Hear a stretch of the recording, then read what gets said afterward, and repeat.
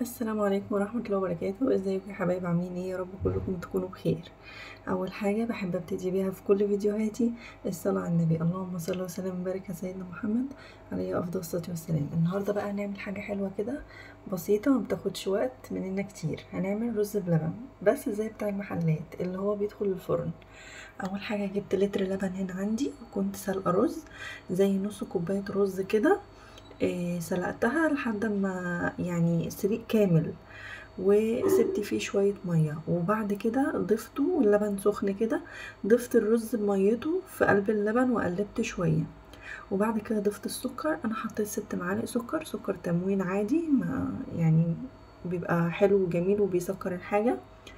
وقلبت كده السكر، لو عايزة تزودي السكر دي حسب رغبتك. انا مبحبش الحاجة مسكرة قوي، بحبها مظبوطة. قعدت اقلب كده عشان السكر يدوب. اهم حاجة قبل ما تضيف الرز لازم يكون اللبن برضو متسخن شوية.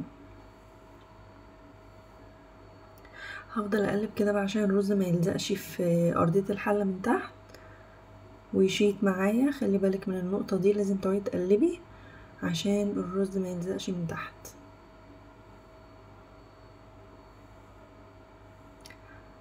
هفضل اقلب كده شوية حلوين لحد ما السكر يدوب، وبعد كده هقوم جايبه بقى المكون السحري بقى اللي بيحطوه بره، هو ايه؟ الكريم شانتيه. عايزه تحطي الكيس كله ده حطيه، انا حطيت منه 3 معالق ونص كده. بيخلي الرز بلبن كريمي كده وطعمه جميل قوي، يعني كأنك بتاكلي اساسا كريم شانتيه، مش رز بلبن خالص. بيخلي طعمه جميل وناعم. هقلب برضو كده عشان برضو الرز يستوي اكتر، ما يبقاش محبب في قلبه كده. لو في اي تكتلات ولا حاجة بتشيليها بمصفى، بس انا لسه مفيش حاجة اتكتلت عندي. انا يدوبك بس بقلب عشان السكر يدوب والرز ما يلزقش. بعد كده بقى هجيب ربع كوباية مية، احط فيها معلقتين من النشا وكيس فانيليا او نقطتين فانيليا من الفانيليا السايلة. هقلب كده بقى عشان النشا ما تكلكعش لحد ما اوصل للقوام اللي انا عايزاه. بعد ما خلاص وصلنا للقوام اللي احنا عايزينه،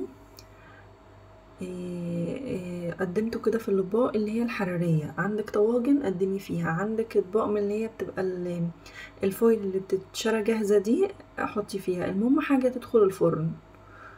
انا الاطباق دي حرارية عندي، بايركس حراري كده، فهقدمها فيها وادخلها تحت الشواية شوية. بس قبل ما ادخلها هسيبها بس زي 10 دقايق كده، الوش يمسك من فوق على اساس يبقى عمل خلاص طبقة، عشان لما احطها تحت الشواية تاخد اللون. ما تبقاش يعني ما ينفعش ما تبقاش من غير وش، لازم تبقى بوش عشان تاخد اللون. لو دخلتيها من غير وش هتلاقي الرز بلبن اتحرق، والرز اتحرق نفسه لان ما لقاش وش بقى ياخد لون يعني. انتوا فاهمين قصدي؟ دخلت تحت الشواية كده بعد ما اخد 10 دقايق كده بره. دخلته تحت الشواية، اخد اللون الجميل الذهبي ده. مش قادرة اقول لكم الطعم عامل ازاي، طعمه جميل جدا جدا. الاطفال اللي بتحبش الرز باللبن هتحبه بالطريقة دي. وبكده خلصت الوصفة بتاعتي. لو اول مرة بقى تشوفيني وعجبك الفيديو، يا ريت تفعلي زر الجرس وتشتركي في القناة واللايك، واستنيني في الوصفة الجاية. والسلام عليكم ورحمة الله وبركاته.